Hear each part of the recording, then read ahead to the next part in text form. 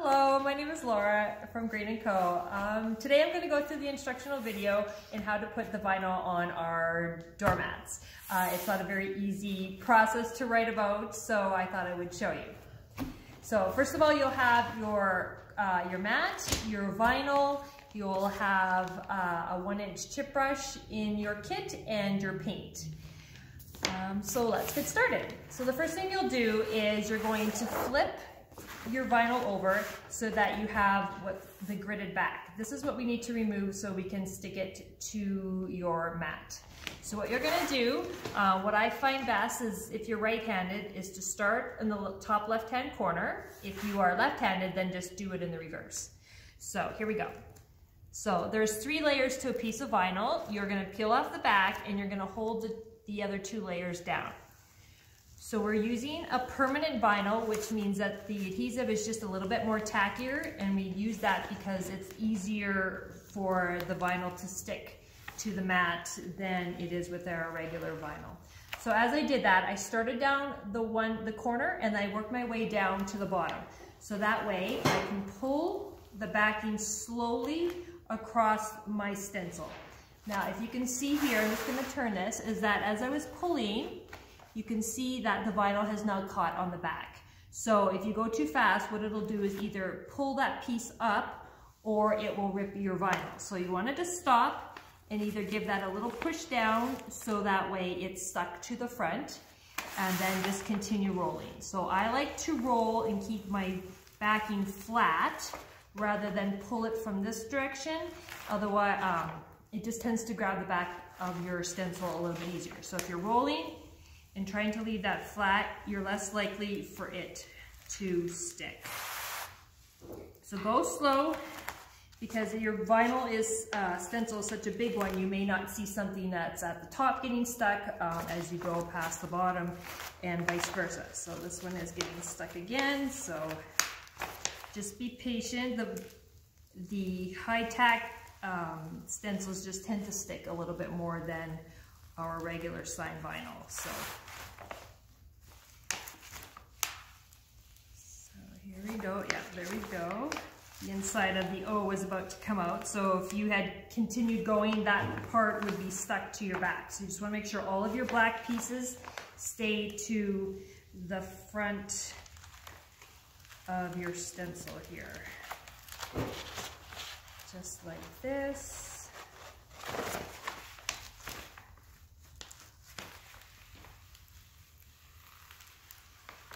Now obviously, depending on your stencil, you might have a little bit more pieces sticking. This one's got some pretty big cutouts, so it's not too bad, but some of the ones with lots of words can take you just a little bit longer.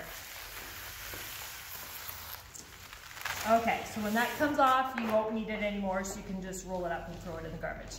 So now this is your sticky adhesive back. So if you can see here, actually you might not be able to see it all. There is a bigger border frame on the sides and a little bit shorter on the top and bottom. So that's how you're going to center your vinyl on your mat. So when you're flipping your vinyl over, just be careful that they don't stick together. So just pull it up high enough and flip it over there.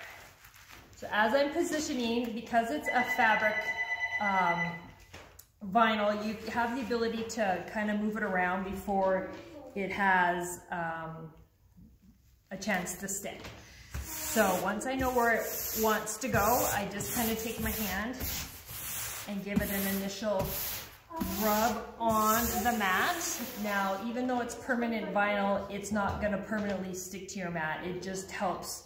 That adhesive just helps just a little bit more. So I did forget one piece, so I'm just going to run away for 2 seconds and I'll be right back. All right, I'm back. So in our workshops, we tend to use a block of wood. So something hard you might have at home. It's just to help put some pressure on that stencil to help it try and grab those fibers a little bit more.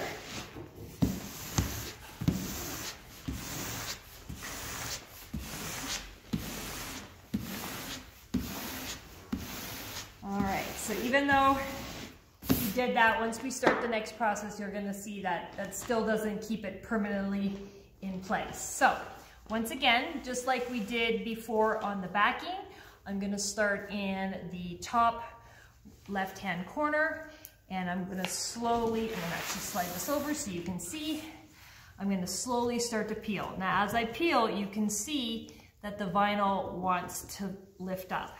So it's very important that you use both hands at all times to do this. So my dominant hand is pulling on the transfer tape that's on your stencil. My other hand is flat on the stencil, and where I'm pulling with my hand, my other hand is right across from it. What happens if I don't do that, I can pull on the tape and it will lift the stencil off the mat. So it's important that you be very patient and very slow when you do this. And then just to get this started, I will use both hands and kind of pull it apart from there. The goal is to get it nice and straight all the way across with the tape, so that way you can just make it easier to roll off. So as you can see, where I'm pulling, my other hand is holding it flat, so that way it does not lift up. Now I'm not doing very much at a time.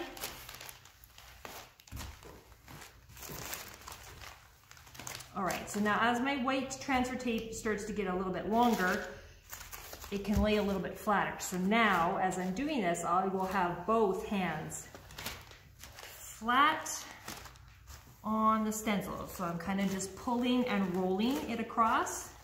Now, your other hand is going to play another part here as you start to get out to your cut details. So with your hand still flat, your thumb and your index finger tend to help hold those little pieces that might be cut on your stencil. So as I get there, you can see they want to start to lift up. I'm not sure if you can see that. So we don't want those to leave the mat. So my other hand will hold that while I slowly pull over it. Some areas will be simpler and some will be a little harder, but you just have to be patient. Now, if you've ever done a sign and your pieces of vinyl start to move and stuff, that can be a little difficult with the mat because they're not permanently in place, is that you can go back and reposition any of the inside pieces so that way they can look like they're supposed to. So if they move out of place, don't worry. As long as they stay on the mat, you can make sure everything looks right before you start to paint. Now, the biggest thing you don't want to do is scrunch this up. It makes it a lot harder to roll. So if you can keep that flat, it will make that a little easier. So as you get to those little pieces, just be patient, holding them down and sliding over top. Kind of see how it kind of roll in an angle and then straighten out. Whatever works best for you, but you definitely want to make sure both hands are right beside each other wherever you're pulling. If you don't, it will ruin your stencil because it'll start to pull it off the mat. It can stretch it. It can misshape it. So this really is the hardest part right here.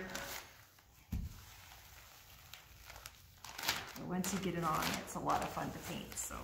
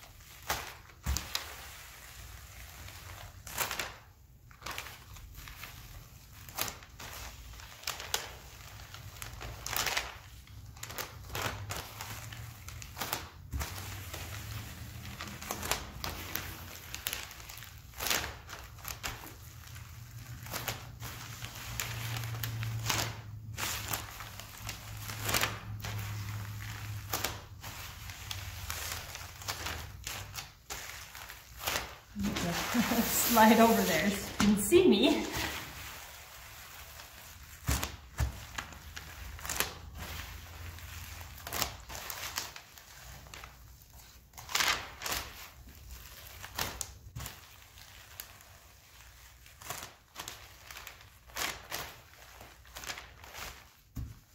So for some reason as you're doing this and you don't notice that one of your black pieces has come off with it, if you see it on here, you can still take it off of your transfer tape and place it on the stencil. What I suggest when you're done with this is don't scrunch this up yet until you know you haven't missed a black piece. Once you scrunch this tape up, you'll never get it opened up to be able to grab anything that you've missed. So.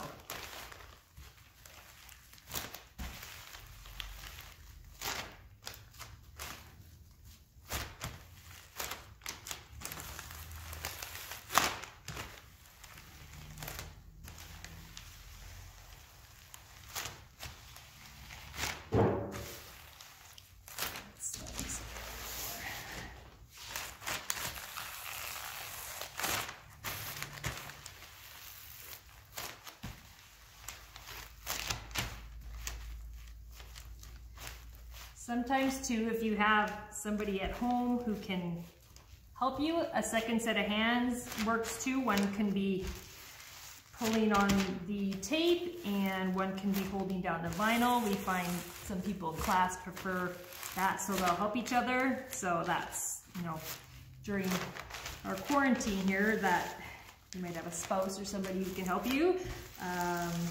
But if you go slow, it's totally doable all by yourself. So.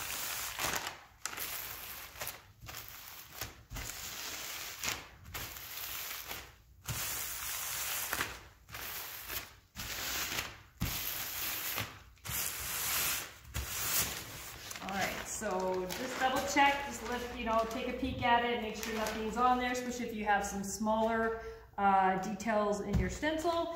If you are good to go, then you can just dispose of this. All right, so now let's slide this over.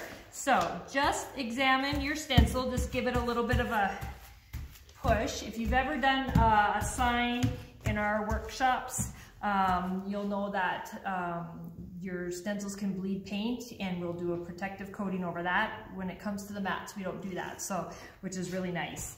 All right, so yeah, just check. So for example, if this little piece was not in its proper place, it was kind of twisted or whatever, you can definitely just, you know, put it back where it's supposed to be. If some of your details are really thin, just make sure you've got enough gappage on each side to be able to get the paint in there. But yeah, that looks all good. So we're gonna get started. So we usually give you way more paint than you need to, and usually this takes about 2 coats. We are using Fusion Mineral Paint, and they're really highly pigmented, so a little goes a very long way. So the biggest thing is you want to do thin layers so that it dries faster. Here in class, between coats, we will take some blowers and we'll dry the paint. You want it to be stiff before you go on to the second coat. At home, you can either just leave it and come back in a half an hour, just wrap up your brush, or you could take your blow dryer on like a cool setting and blow over top of that to dry your paint. So with the paint container that I have, I think you can see that there. It's about, I don't know, about 1 inch or so deep of paint. Now I don't need to dip my brush fully that much. I'm just gonna dip it into the top and then kind of wipe off a bit of it. So I don't really have big globs of paint, just the bristles are a little bit wet at the end, but that's really all I need to do. So, okay, so we're gonna start this part again. So with just a little bit of paint on your brush, we're gonna do a stippling motion. So, because you don't want a big blob at the end, so you have it heavier in one spot and lighter in the other. That's why you're just gonna have a little bit, and you're just gonna stipple. Just like this. You don't want to have so much paint on your brush that your vinyl is just soaking wet with paint. And a little goes a long way. So when you're doing the stenciling here, you don't want to have you're not going right down to the base of the mat, right down to the rubber. It's virtually impossible to get your paint that much. You're getting a layer on top of your mat. So you will see for your first coat, you will still see some of that bit of the orange tone coming through, and that means you've done a perfect first coat, because you shouldn't have solid coverage on your first coat. You're going to build up. So you're just gonna take that chip brush and just push it into the mat. Now, once we do our first coat, second coat, don't compare the darkness of the black vinyl to how dark your painting is, because this will be a lot darker than you think. You can gently peek under there if you need to, but really no more than 3 coats absolutely is necessary. But I'm barely putting any paint on my brush, and I'm going a long ways. If you find you've got a bit of extra paint on your vinyl, just, you know, kind of brush it away and use it on your brush. But don't be afraid to really push on that brush into those fibers.